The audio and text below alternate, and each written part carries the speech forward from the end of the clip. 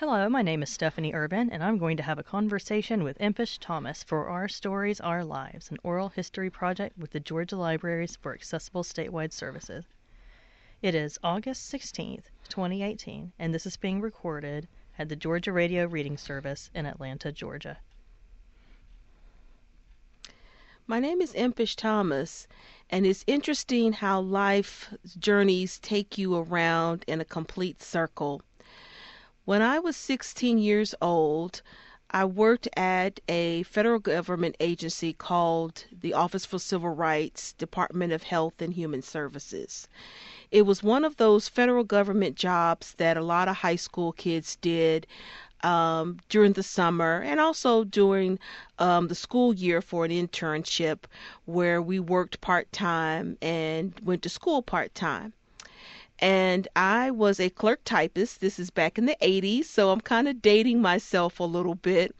So this was before PCs and personal computers and iPads and tablets and stuff, where someone, or co-workers rather, I should say, would give a clerk typist their work because they typed it all in longhand, and I would type up everything, memos, correspondence, letters, things along that line, and then hand them back to my colleagues.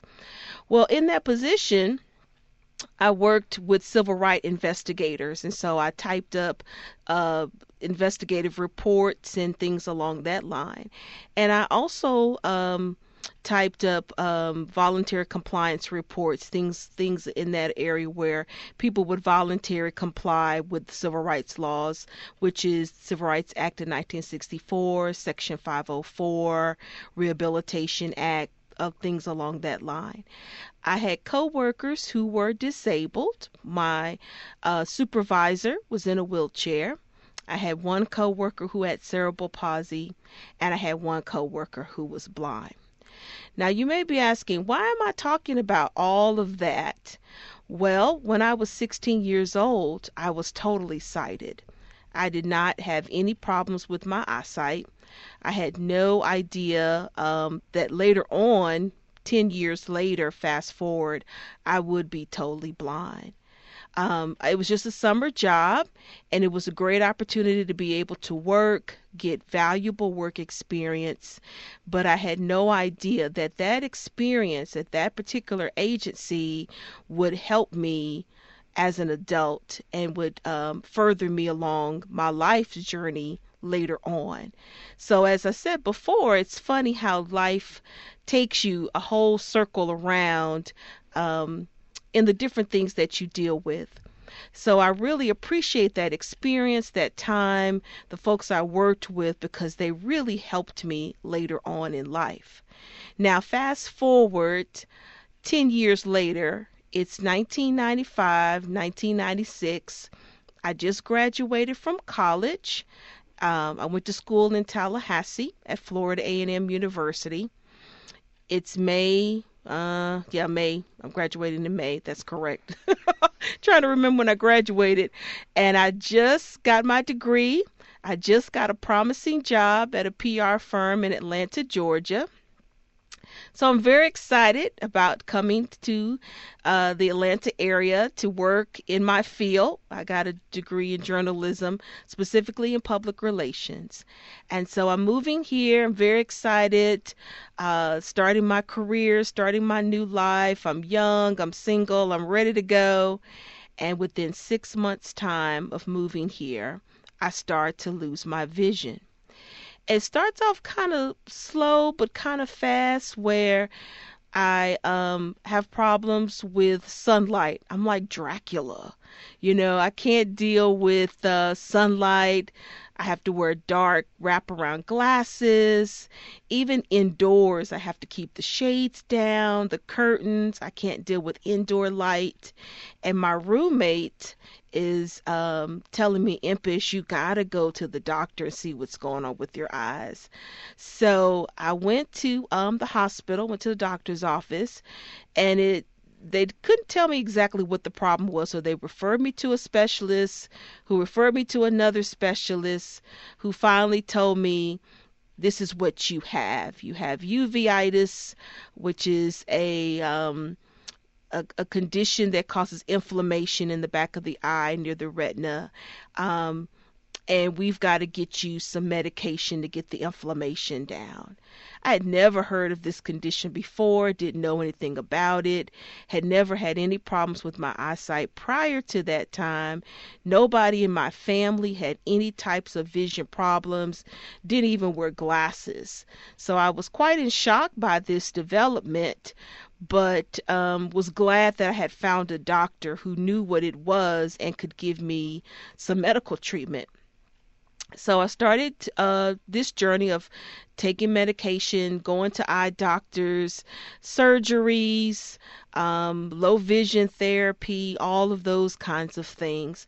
I ended up losing my public relations position that I had gotten and started temping and trying to kind of figure out what to do with my career. I was temping at a corporate company working in HR where they ended up hiring me on full time. And so I was able to get really great benefits, medical insurance, and that sort of a thing. And they also provided the accommodations that I needed. And go back to that job I had when I was 16.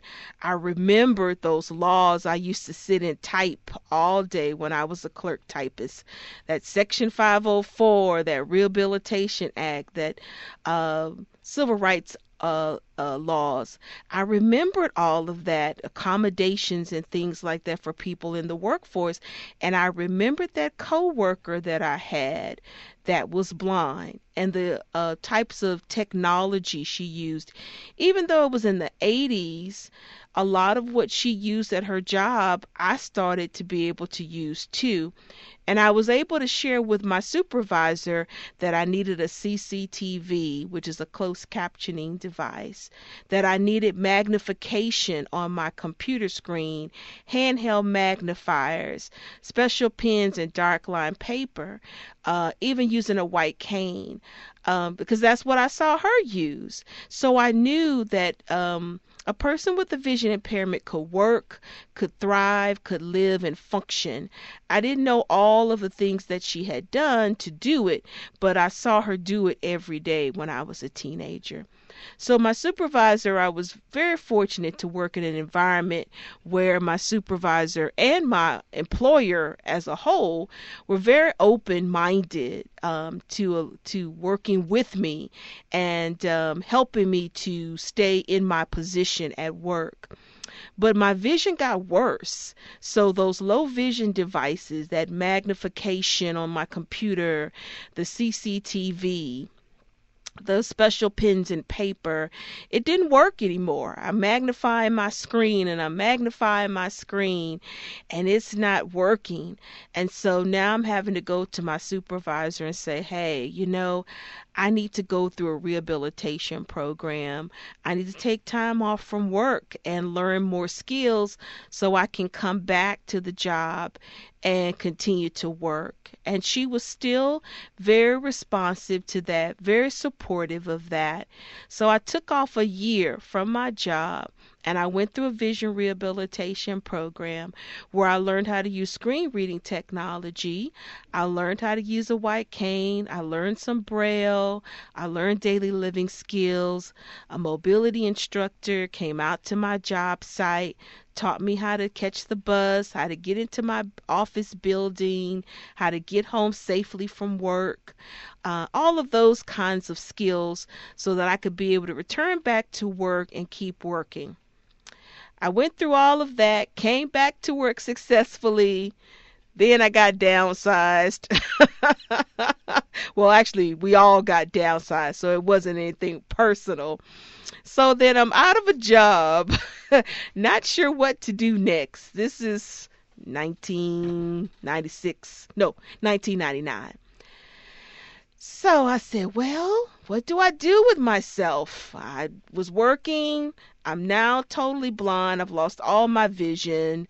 I'm what now, 29, 28 years old, and I'm not sure where to go next. but I still had a love for writing and journalism. I didn't really get a chance to do much in it because I lost my vision right out of college. So I decided that's what I wanted to do. But I wasn't sure how well I'd be received because now I'm blind. And who's going to hire a blind journalist? I didn't think many people would really be receptive to that. So I went into freelancing where I could work from home and kind of do it a little bit behind the scenes. I went online, I learned about freelancing gigs, I set up a website, and I started pitching stories to editors and magazines and newspapers and kind of building up a little bit of a freelance business. And I was quite successful with it. I had a little part time job at a small nonprofit, so it didn't quite. Financially, it wasn't all of my earnings, but it wasn't half bad. For a couple of years, I did this along with the work I did with my nonprofit. And it was a great experience for me. It was a great esteem booster, helped me to feel really great about the fact that I could do this work, and it allowed me to use my degree that I had worked so hard for. I was actually able to take advantage of it. And then a lot of the editors I worked for had no idea that I was blind, which I thought was kind of interesting. So, but then the market crashed. It was 2007, 2008. The economy tanked. Things were going kind of crazy. A friend of mine told me about a position at a nonprofit at a vision rehab center, the very place where I got my training. And I went there to work for several years, about 10 years actually. And I started doing public relations, marketing, public outreach, to the community, telling them about the agency and how they could access services and the programs that we had to offer at the time, and did a little bit of journalism there as well. So I stayed in that position for several years. And so here we are today, and I'm back freelancing again at home. So I've come back around full circle again, as I shared before. It's funny how life is. You go around in these different circles on your life's path and life's journey of constantly coming around and around again. And you learn these different valuable lessons about how life can take you topsy-turvy, but you come back around and you learn new things and you meet great people, networking and building great relationships. And I've been really fortunate to have that. Now, outside of my work, because work is not all the things that I do, I'm a great lover of books. I grew up going to the library all the time. My parents were great lovers of books and reading newspapers, magazines. When I was in the third grade, my dad bought me my very first set of World Book encyclopedias. I don't know if you guys remember those, but I had a set of World Book encyclopedias when I was in the third grade. And so I still love books and literature. I subscribe to the NLS Talking Book Library, Bookshare, audio books. So I love the library. I'm a part of two different book clubs. One, we go out to eat once a month. The other one is at my local community library where we meet once a month. So I'm always reading and checking out different things. I'm a big lover of movies. I particularly love audio described movies. So I'm at the movie theater on a constant basis all the time, trying to check out the latest and the greatest flick that's out. I love Netflix audio described movies as well too. So I check those out at home if I'm not able to get to the local movie theater. And I love spending time with my friends, both sighted and blind. I've built up some really great relationships over the years, so I've been able to really enjoy spending wonderful time with friends, and my family as well has been very supportive of my life and the different things that I've been involved in. Lately, I've gotten involved with my local city council, not so much being in any particular position there, but more so getting involved in the way of just becoming more aware and becoming more educated in how city government works. Sometimes you're not always able to impact government on the higher levels, but local level government, you can make a difference.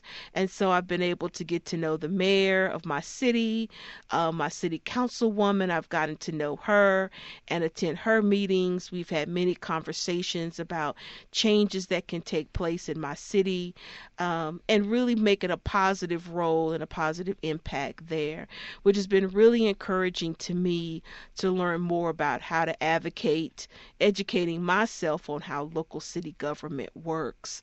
I never would have thought I'd be involved in something like that, but I made a decision this year to really get involved in that, and it's been a really great experience for me. So I'm really excited about that. Each day I try to learn something new, reach out to someone new, and take advantage of all the opportunities that exist for me. So it's been a great journey.